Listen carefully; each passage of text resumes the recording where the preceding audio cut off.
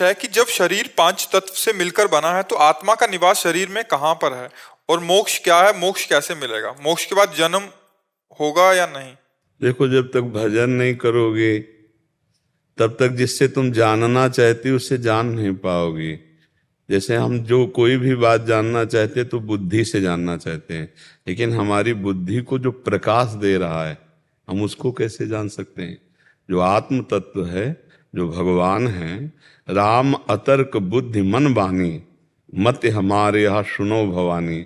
भगवान शंकर कह रहे हैं, हे उमा, भगवान श्री राम मन और बुद्धि की तर्कना से परे हैं।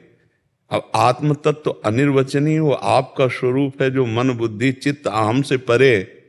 अब उसको वाणी के द्वारा थोड़ी बताया जा सकता है। और वो कहाँ निवास करता है, पूरे शरीर को चीर डालो कहीं आपको नहीं मिलेगा। देखो किसका प्रश्न है। देखो मन को आप जानते हैं ना कि मन है, लेकिन आज तक कोई अल्ट्रासाउंड, सिटी स्कैन, एक्सरा कोई पकड़ पाया मन को। तो आप इसी शरीर को चीर के देख लो, कहीं मन नहीं मिलेगा। फिर वो तो अंतःकरण को भी जो प्रकाशित करता है वो आत्म तत्व से। आज तक कोई वैज्ञानिक देख पाया क्या कि शरीर में कहाँ आत्मा है? हैं? आप हो, लेकिन आप अपने को जानते हो क्या? शरीर को भले शीशा देख के कह दो कि हम जानते हैं ये इतना ऐसा है ऐसा है, लेकिन आप अपने को नहीं जानती हैं। तो अब आत्म तत्व कहाँ रहता है? वो सर्वत्र है। कोई कण ऐसा नहीं जहां वो ना हो, सर्वत्र है। अब उसके लिए भजन करोगे तब उसको, अब वो वाणी का विषय नहीं तो उसको कैसे बताया जा सके। वाणी का विषय केवल स्थूल होता है, बहुत सूक्ष्म को इशारे से दर्शाया जाता है, लेकिन जो स्थूल सूक्ष्म और कारण तीनों को प्रकाशित करता है उसको कैसे ये जान सकते हैं मन बुद्धि? उसको तो जान नहीं सकते। हाँ, मन बुद्धि में वो कृपा करे तो स्फुरित हो जाए। इसीलिए नाम जप करो, भगवान की लीला कथा सुनो, भगवान की सेवा करो, वो कृपा करे। तब गोस्वामी जी ने इसी बात को कहा, सोई जाने जेहि देहु जनाई, और जानत तुम्हें तुम्हें हो जाए। जिसे आप जना दो वही जान जाता है, जो जान जाता है वो आप ही हो जाता है, अर्थात वो भगवत स्वरूप हो जाता है। तो अब इसको तो वाणी से तो बताया नहीं जा सकता कि आत्मा कहाँ है और कैसी है, क्योंकि वो सर्वत्र है, कहाँ नहीं है, सर्वत्र है। वो सर्वत्र है। वो यहाँ जो यहाँ है ना वो सर्वत्र है। प्रहलाद जी ने जब कहा कि खंबे में भी है, तलवार में भी है, सब में है, तो कहा खंबे में भी तेरा भगवान खंबे में। प्रहार घूंसे का जे करना चाह तो फाड़ के खंबा, नरसिंह रूप में प्रकट हो गए भगवान। कहाऊ सो कहां जहां प्रभु नाई, सर्वत्र भगवान है। वैसे भगवान कहते हैं मैं हृदय देश में रहता हूं। जो हमारा अंतःकरण हृदय है इसी में वो गुप्त रूप से रहते हैं। कितनों के हृदय का पोस्टमार्टम होता है, कहीं भगवान मिले क्या, कहीं आत्मा मिली क्या, कहीं मन मिला क्या, कहीं बुद्धि दिखाई दी क्या? नहीं। ये सूक्ष्म शरीर है अंतःकरण, फिर स्वभाव है कारण शरीर, फिर तीनों शरीरों को जो प्रकाशित कर रहा है वो आत्म तत्व है, तो कैसे जान जाएंगे?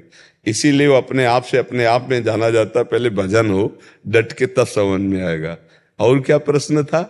मोक्ष क्या है, मोक्ष कैसे प्राप्त होगा? देखो, इस शरीर संसार में जो हमारा राग हो गया है, इस राग का नाश हो जाए तो हमारा जो स्वरूप है वो निर्लेप है, निर्विकार है, चैतन्यमय है, आनंद स्वरूप, उसी में जो प्रतिष्ठित हो गया, मुक्त हो गया, जिसके ऊपर काम क्रोध लोभ मोह मद मत्सर का प्रभाव न पड़े, जिसके ऊपर मान अपमान का, सुख दुख का, लाभ हानि का, शत्रु मित्र का समान भाव है, वो है आत्मस्वरूप जीवन मुक्त महापुरुष।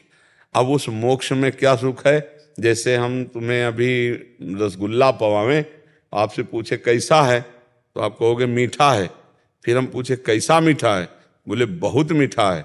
नहीं, बहुत मीठा कैसा है तो उत्तर होगा खा के देख लीजिए। इसके आगे आप नहीं बोल सकते, फिर आप यही बोल पाएंगे कि आप खा के देख लीजिए। तो ऐसे ही बहुत परमानंदमय है आत्मस्वरूप जो मोक्ष पदवी, अखंडानंदमय है। बोले कैसा होता है अखंडानंद? अपार सुख जिसमें दुख का लेस नहीं है। नहीं, होता कैसा है? तो बोले अनुभव करके देख लीजिए। अनुभव गम्य भजे जय संता। वाणी एक सीमा तक बोल सकती, इसके आगे नहीं। जैसे प्राकृतिक वस्तु है रसगुल्ला, तो आप सीमा तक बोल सकते मीठा है। कितना मीठा है? बहुत मीठा है। नहीं बहुत मीठा कितना है, तो अगला आपका तीसरी बार में उत्तर यही होगा, खोज लो, कोई तीसरा उत्तर नहीं, खा के देख लीजिए, कोई उत्तर नहीं आपके पास। एक रसगुल्ला का स्वाद बताने के लिए आपको आखिरी उत्तर देना होगा, स्वाद खा के आप देख लीजिए उसका स्वाद कैसा है। तो अब ब्रह्मानंद, भगवदानंद, मोक्ष सुख, अभी एक वाणी से कैसे बोला जा सकता है? बोले कितना है? बोले आनंद में। नहीं, कितना आनंद? परमानंद में। कैसा परमानंद में? बोले अनुभव करके देख लीजिए। अनुभव गम्य भजय जय संता, तो खूब नाम जप करो, भगवान के आश्रित रहो।